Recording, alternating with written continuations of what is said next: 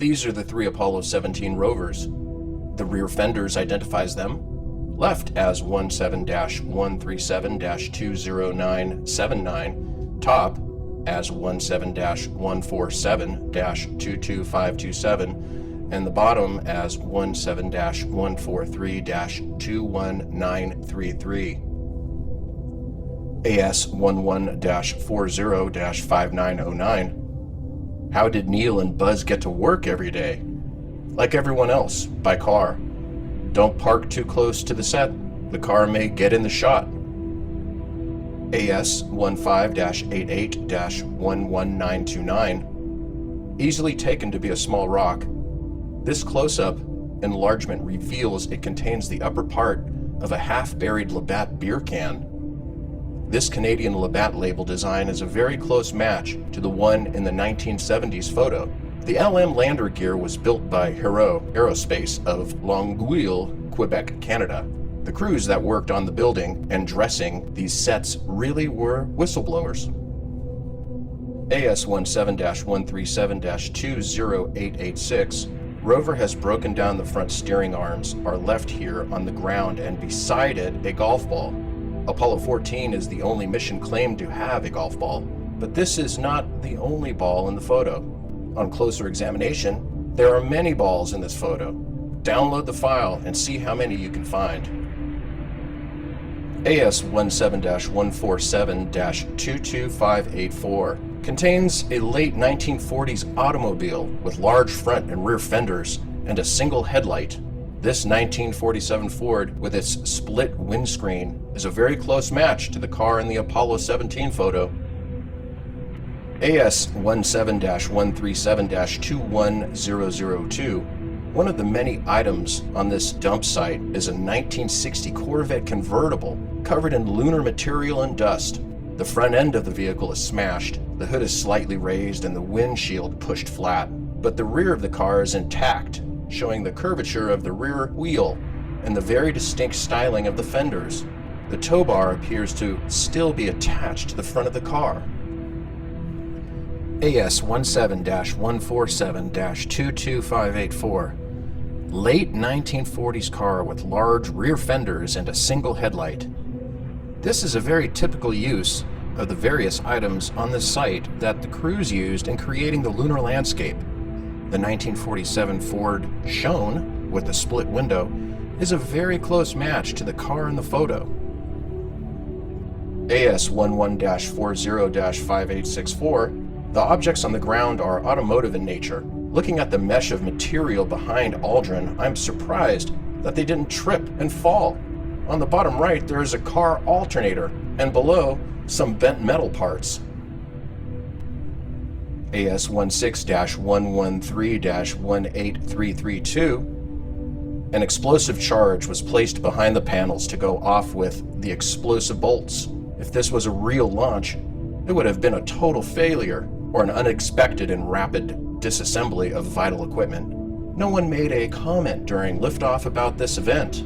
None of NASA's log files account for this. AS12-46-6723. It is better to have it in writing than to swear on a Bible. This BS statement is from the disgruntled employees of Apollo 12.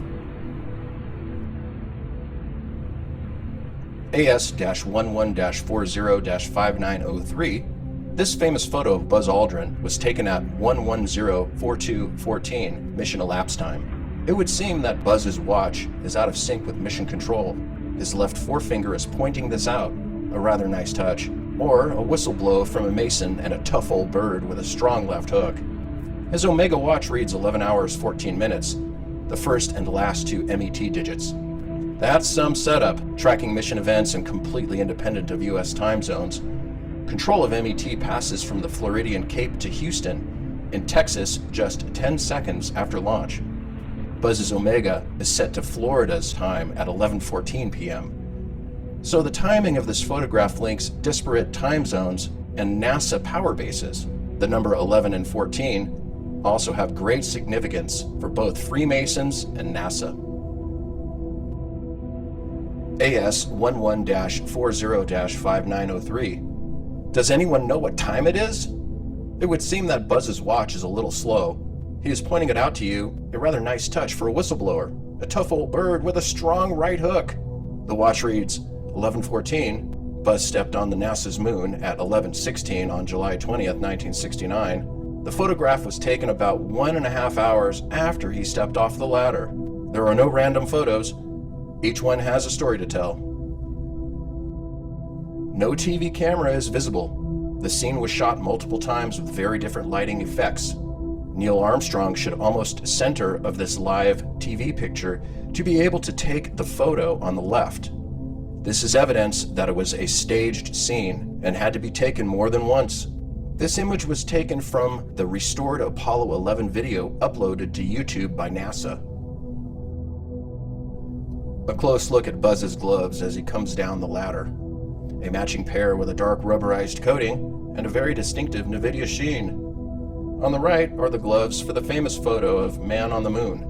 Lighter, not matching, and no shimmer even in direct sunlight. Buzz cannot change gloves in the vacuum of space, and a second pair were not supplied with their spacesuits. At the top is an image of the glove and how it connects at the base of the gauntlet. However, as Buzz comes down the ladder, the red ring is visible that connects the glove and the suit. The gloves are clearly not connected to the suit, perhaps to help keep them cool during the simulated filming. The camera shown in the left photo is behind the ladder and not even facing towards the ladder. It is easy to see when comparing this position to the live TV film presented by NASA. AS11-40-5863 does not have a camera present. AS14-64-9104. The nose of the missile is clearly visible. There is a car on the right and one to the left on their sides and coated with modeling clay and dirt. On the bottom right is the Bentley that was mentioned by the astronauts during their conversation. NASA may have removed it from the log. AS14-67-9383 and AS14-67-9380. The astronauts intentionally removed the foil to show you that there is nothing inside. This prop was just left outside and has aged over time. The mud is stuck to the rail long enough for it to rust the metal. The central station should be packed full to receive info from the experiments and send it back to Earth. AS11-40-5954. This is typical of what is in the craters on NASA's lunar landscape. Most of the items in this landfill are barely covered and have been sprayed to make them look like rock formations. Kip Teague, while editing these photos, has tried to mask some of the items. However, he missed quite a few. On the top right is a gear with a chain drive, and on the bottom is a large square case with parts inside. A mechanical jaw can be seen below the arrow. Apollo 16 Cuff Checklist. The checklists are prepared months before launch. However, the information contained in them is impossible for NASA to know in advance. How could NASA know the size, shape, exact location of a rock, exact time the astronauts would arrive at it, the camera settings, position to the sun, where the footprints in the disturbed area would be located? How could NASA know the mineral contents of the inside of a rock before it is split open? On the lower left, ALSEP photos taken past tense. The checklists are storyboards and cue cards used for filming the scene. The astronauts, when wearing the suits, could not hear the instructions from the film crew, and the helmets would restrict their vision. So the cuff checklists were used in Apollo 12 to 17. Apollo 11 did not have these lists. Apollo 17 checklist. Impossible details.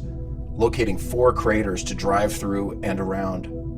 This is a very well staged scene. One astronaut operating 2 cameras and taking photos at the same time? Jones is the inspector for the filming. His location of where he is standing is clearly marked. So what is he doing on the moon? AS17-137-21002. One of the many items in this dump site is a 1960 Corvette convertible. The front end is smashed and the windshield is pushed flat, but the rear of the car is intact, showing the curvature of the wheel and the hub and the very distinctive styling of the rear fenders. At the front of the car, the tow bar is still attached. The car is made of fiberglass that breaks off in an accident. It doesn't fold or bend, so it appears much shorter in the photo. A close examination of this crater will reveal many more machine parts. This is the same crater that ancient aliens found the doll's head that they claimed to be that of a robot. AS11-37-5443. The only reflection from the CSM should be the blackness of space. This indoor simulation of the CSM is for dramatic effect showing the moon. However, the CSM was never in a lower orbit below the LM. 2 doors are clearly visible, and on the right there are 3 men. 2 are facing to the left, and the other is facing the camera. Lighting inconsistencies are apparent as well. AS15-87-11840. 2 damaged PLSs on the ground. Only 2 were supplied. The astronaut taking the picture must have one on, and the astronaut in the background has one on. The main strut is not center on the landing pad. The ball joint has been broken. AS15-87-11842. The photo was shot at almost the same angle, showing the damage to the exhaust housing that was done in Apollo 15. However, the file on the right is Apollo 17. It is the same equipment, and the damage has not been repaired. Only the legs were worked on to lift it off the ground. AS12-47-6916 and AS14-67-9362 are examples of equipment left outside to weather.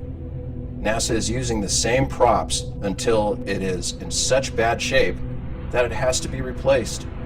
All of the experimental package ages over time from one mission to the next. On the left is standing water and mud that is left after water has evaporated. On the right, cracks are visible and the plastic is curling up. The fact that the LM did not have an airlock means that any container within the craft had to be designed to withstand the vacuum of space. This is a complete error in simulation. The food pouches would explode as the craft is depressurized, as well as the urine bags and feces in the jettison bag. Any other containers within the craft for air, water, etc. would be subjected to the vacuum of space and would suffer the same consequences. The GC bag, AS16-116-18696. NASA has attempted to dismiss the C rock, but it's not the only prop object with lettering on it. This bag is from a golf course. The GC on the bottom indicates that this is a rental golf bag. Perhaps Major Tom was using it on the moon, and then the GC would stand for ground control. AS15-86-11681, NASA's Genesis rock, one of their famed rocks on display. It is soft enough to be kicked apart with a boot.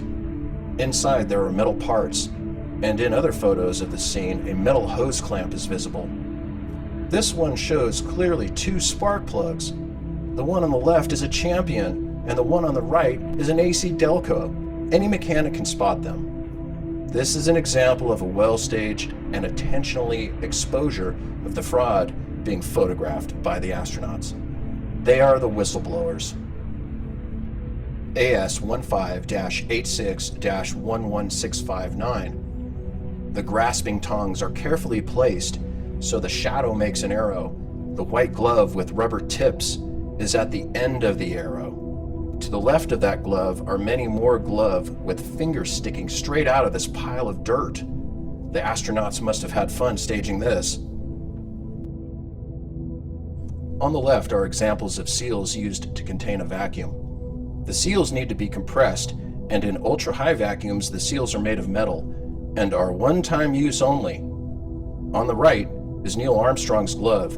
The connection that holds the glove to the suit are just like a door latch that push out into a channel. They do not compress the seal between the metal. This design is for an easier way of putting the suit on and off during practice and, of course, simulations. This connection would not hold even a small amount of pressure.